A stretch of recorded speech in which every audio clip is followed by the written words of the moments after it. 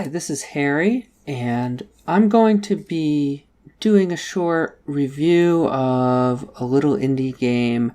I'm not sure if this is going to be a regular thing, but I think it is, and we'll decide on a title and schedule later. But what I'm going to be doing today and in the future of the series is reviewing small indie games that maybe don't have a lot of exposure. What I'm looking at today is a game that came out just recently called Unfinished, an Artist's Lament. And this is in a genre, I'm not exactly what they call it. They used to be adventure games, but that kind of like makes me think of Myst and Riven and those types of games, Shadowgate maybe, and they don't really fit into that category. So I like to call them story games. They tend to focus more on the story over the gameplay maybe. But let me just get into it. So this is a very small game. The studio has produced this and maybe one other thing. How do I feel? I like the art direction. It's very focused. Each level has a very specific theme. And the character, it's a sketch, and it's just really well done. It's definitely consistent, and I really like a couple of the later levels. They have some really interesting abstract things going on. It goes from like a simple sketch, which it stays as far as the main character, but the world itself sort of gets more and more complex, which is a nice development. The other thing that I appreciate is that the game has sort of an old school introductory system. There's no tutorial level. You don't really need to know a whole lot. It is a simple game, but it also teaches you through obstacles versus today's games have a tutorial level like, oh, you need to escape, so here's how you jump and run and hit X to do this, hit Y to do that. This game's a lot more self-explanatory. And it also does have controller support, which I like. It seems to be a bit of an afterthought though, but that's okay.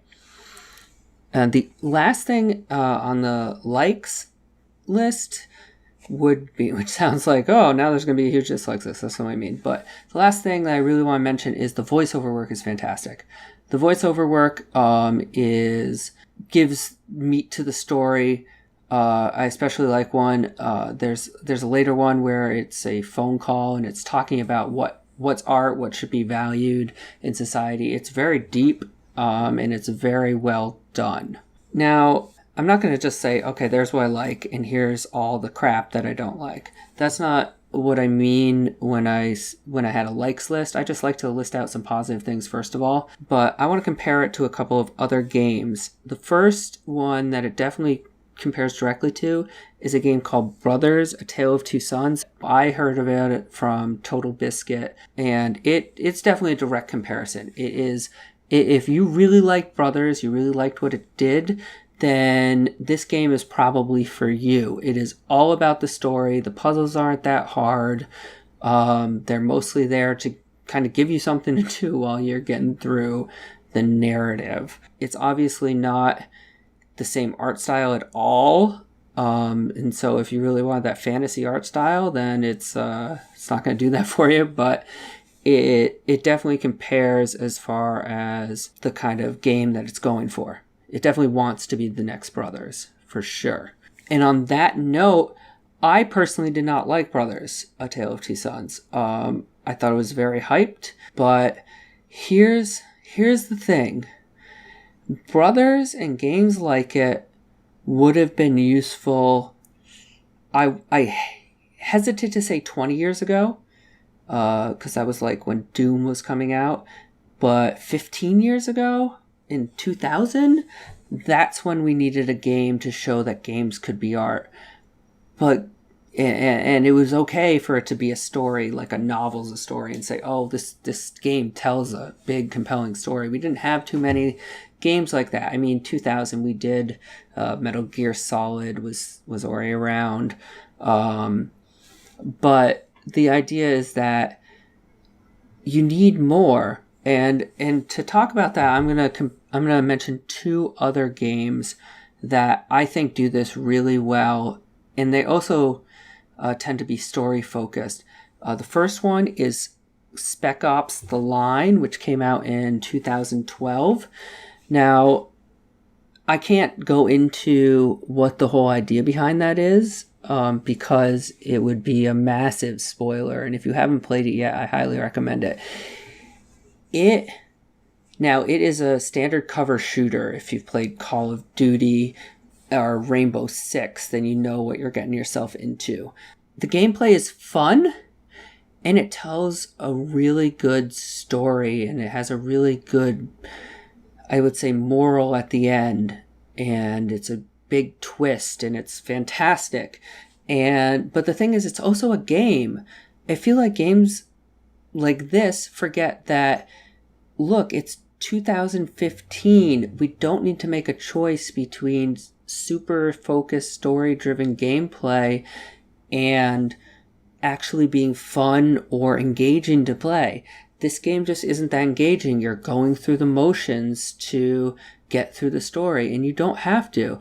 Another game that really exemplifies this, I feel, is Bastion. Another smaller studio, and it did get published by WB Games, but it's fantastic art design, and it also tells an awesome story. The narrator, that voice, that so distinct voice, is fantastic. And it really tells a story, but it's also incredibly fun to play. It's very engaging. I'm going to use that word again. You're not just playing just to get through the story. You're playing because you really want to play. You want to actually play the game as well as find out what happens.